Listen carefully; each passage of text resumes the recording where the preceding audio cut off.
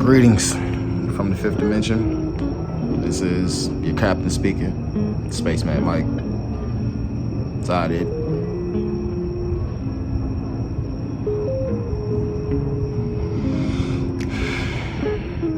I'm here to talk to you guys, or open up to you guys about something that I've been learning about myself for the past few years. It's weird to say out loud, but who doesn't like weird people?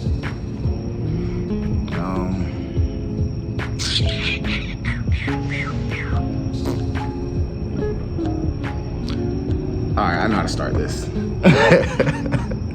Okay, I know how to start this, cause it's very weird to go into, man. I ain't gonna hold you, my boy, my girl. It's very weird to go into. Here to talk about X-Men.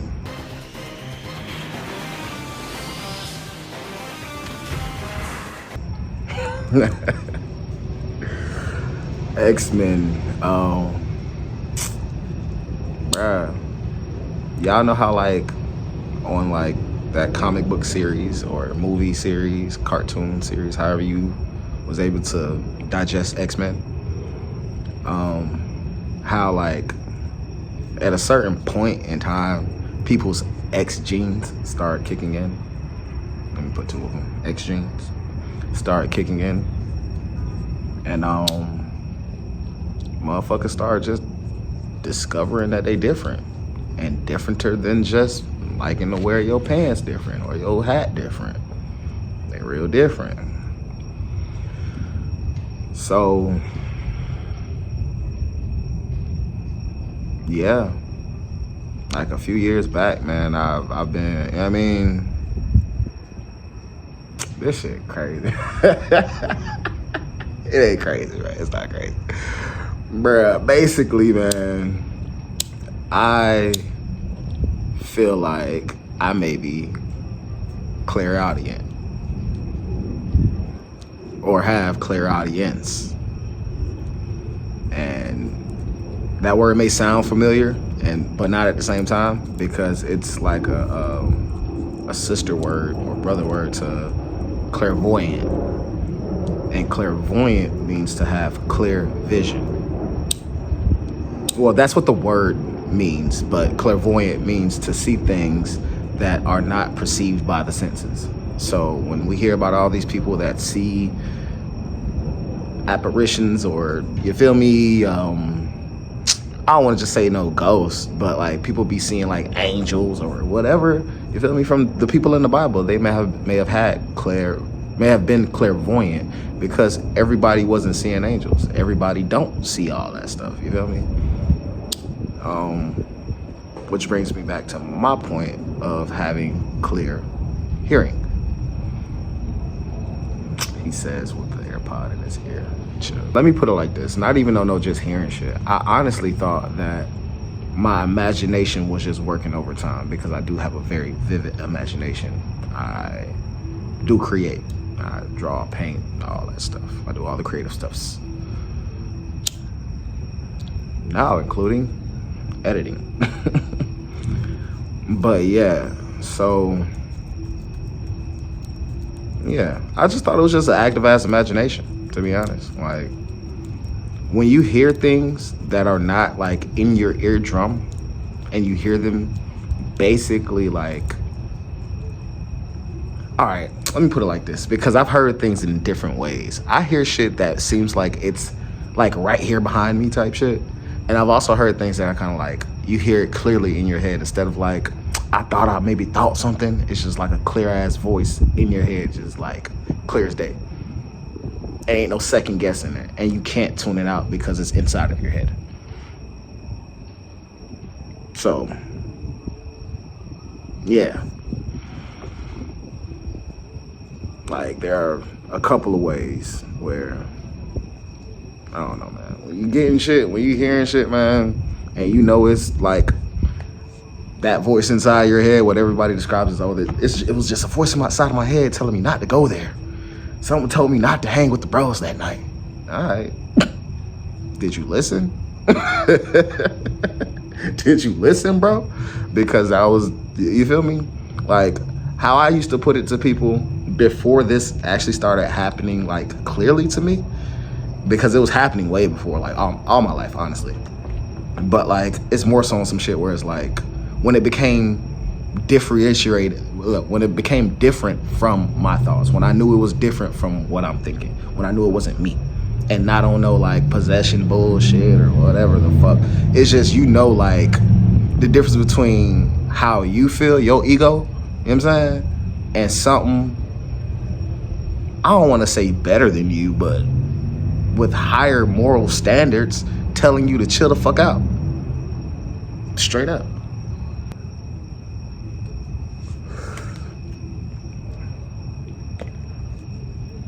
What were we talking about?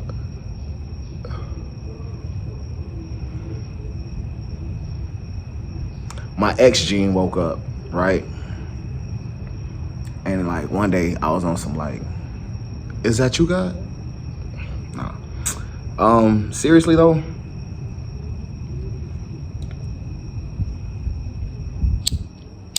I can tell y'all a story about the first time I actually felt or know that I heard God. Like I knew it was God's voice. Like it was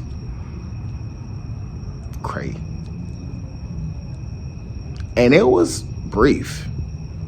Very brief, because I mean, what else?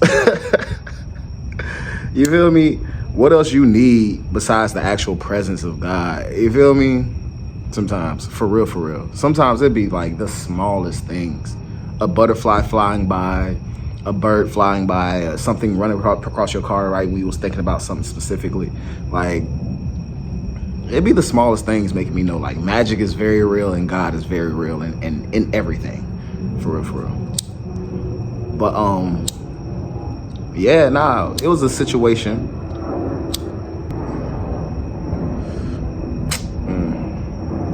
There was a situation that I had found myself in around the time I was fasting for 30 days.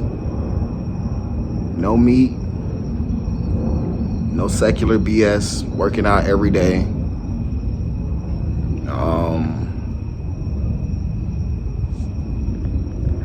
Well, I still listen to worldly music, to be honest. But I definitely fasted and prayed and meditated. I meditated seriously, consistently for the first time in my life. Because I've meditated before then.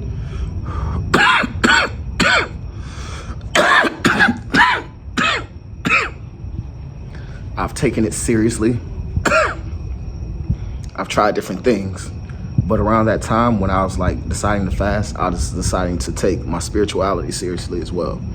I was deciding to take myself seriously, to be honest.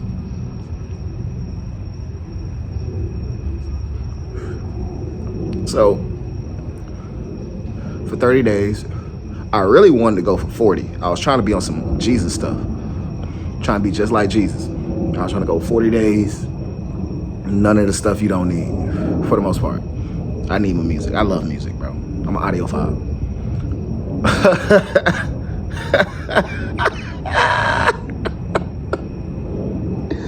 Look at God. When I first got this message, shout out to Jadena. Y'all gotta go check out Jadena. J-H-A Dena. Y'all gotta go check her out. I've been listening to her like crazy, bro. And it's really been helping me out through this journey, for real. Go check her out. Also, Deezys Gas Station. That man is fire. I fucks with him. But nah, I don't know. Should I link them? I just started my YouTube journey, so I don't know if it's appropriate to link them. You feel me? Like, feel like I'm clout chasing or some stuff. Nah, man. Like, bro, I'm trying to direct traffic y'all way. For real. Because if you jamming me, you're going to jam them if you need those type of guidances type vibe. Because they both be on some guidance stuff. Honestly, anybody that's sitting here talking to you on YouTube for more than 5 minutes, you feel me? Like, hey, bro, they got something to say. Hit them out. They got a platform. They decided to have a channel. know what I'm saying? Hit them up. So yeah. But hey, what I was saying? Oh, fuck.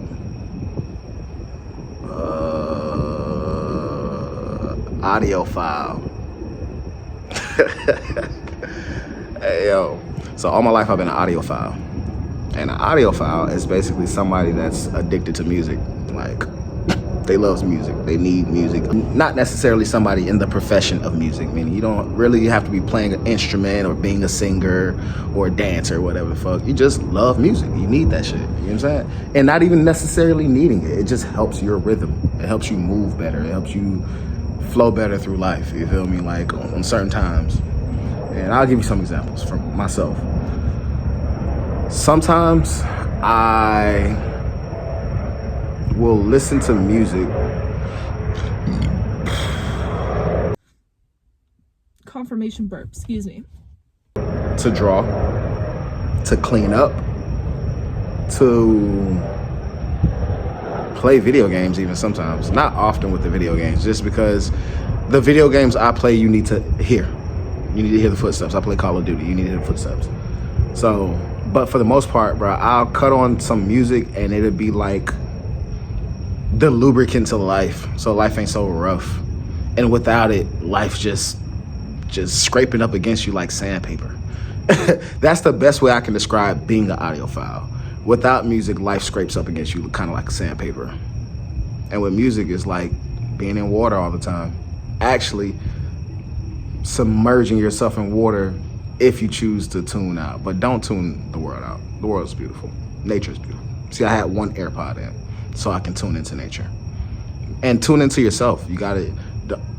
Tuning out is not the best thing to do, honestly, because I've heard a few things about like having two headphones in your ear and radiation or whatever the fuck they're talking about, the signal sending and receiving from your brain and shit.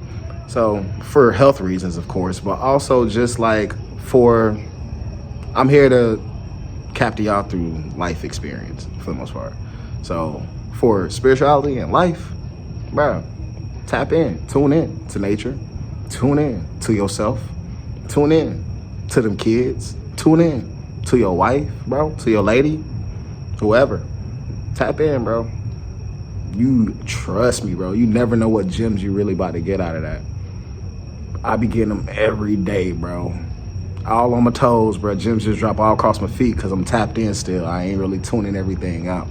So I ain't missing nothing. But yeah, that's the best way I can describe being an audiophile, man. Like, just loving music and just allowing it to help, honestly. Straight up. Like, not attaching so much. And I mean, don't get it wrong, a lot of people do attach a lot of meaning to a lot of music, and that's what makes it so amazing sometimes. But for the most part, bro, like, yeah. But I laugh because when it comes to being an audiophile, I've been that all my life. And something I used to tell friends and family and strangers on the bus, like, I be feeling like God is trying to talk to me through music sometimes. Because growing up, I didn't have like steady, how do I put this?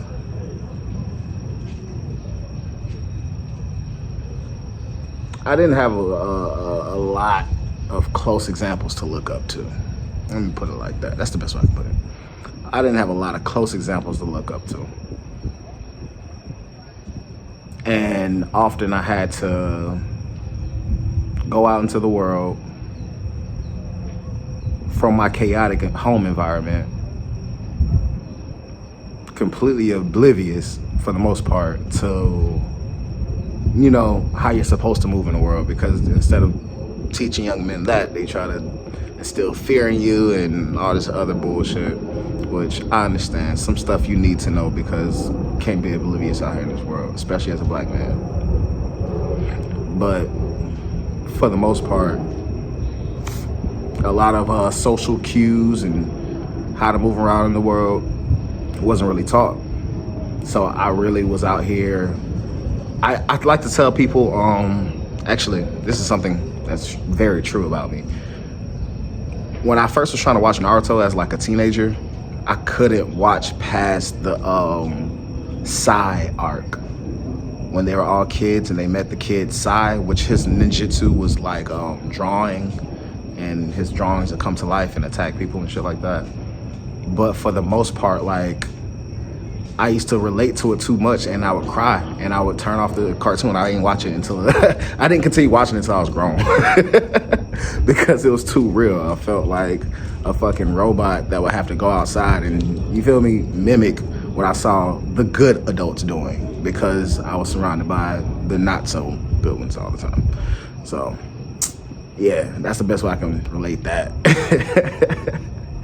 Real shit is, you know, being very mechanical when it comes to people and strategic, and not necessarily trying to make any mistakes, because I don't want to fall victim to all the other shit that other people fell victim to.